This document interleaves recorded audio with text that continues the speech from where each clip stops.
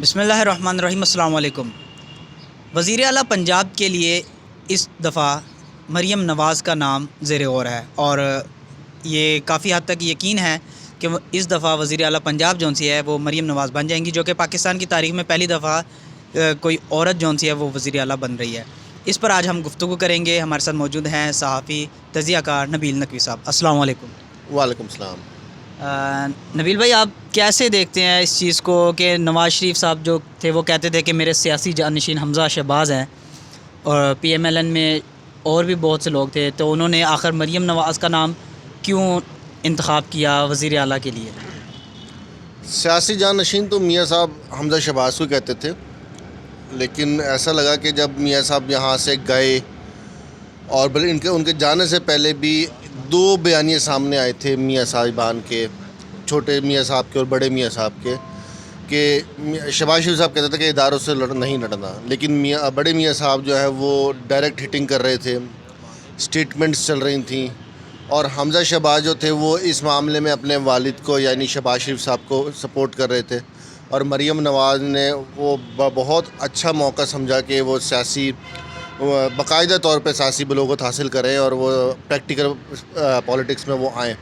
उस वक्त उन्होंने मियाँ नवाज़ शरीफ का जो बयानिया था उसको वो सपोर्ट किया, फिर नवाज़ शरीफ साहब का बाहर जाना और फिर उसमें जितनी मियाँ नवाज़ शरीफ साहब के लिए वापसी के लिए उनकी पाकिस्तान में गैर हाज़िरी में मरीम नवाज़ ने जो बज़ाहिर कोशिश की, मेहनतें की, तो अब ऐसा लगता है कि उनकी जो सियासी जानशीन जो पहले हमज़ा शहबाज थे वो फिर अब मरीम नवाज़ साहिबा हो गई हैं। बहुत चेंज आ गया। पहले हम देखते थे कि लाहौर में टिकट्स जो थे वो हमज़ा शहबाज फाइनल करते थे पाकिस्तान मुस्लिम लीग नून के, चाहे वो जनरल इलेक्शंस हों या ज़मनी इलेक्शंस हों, लेकिन इस दफ़ा जो हुआ है बहुत सारे टिकट्स जो हमज़ा शहबाज के हिमायत याफ्ता लीगी रहनुमा थे उनको नहीं मिले, उनके ख़िलाफ़ मतलब जिनके ख़िलाफ़ हमज़ा शहबाज थे उन लोगों को मिल गए।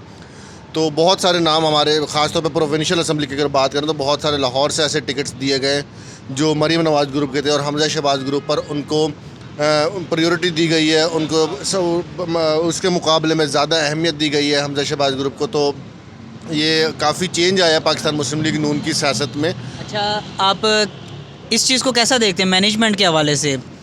मरीम नवाज़ क्या इंतकामी सियासत करेगी या पंजाब में आवाम की फ़लाह बहबूद के लिए काम करेगी? आप क्या समझते हैं? देखिए, अब तक जो बयानात चल रहे थे बिफ़ोर इलेक्शंस या वो ये कह लें कि वो इलेक्शन की सियासत थी, तब तक अगर बात की जाए तो ऐसा ही लगता है कि इंतकामी सियासत ही होगी और इंतकाम पाकिस्तान मुस्लिम लीग नून जैसे बिलावल भी कहते रहे हैं, पीटीआई भी कहती रही है, इमरान खान भी कहते रहे और हम सब को पता है कि नवाज़ शरीफ ने हमेशा इंतकामी सियासत पर यकीन किया है।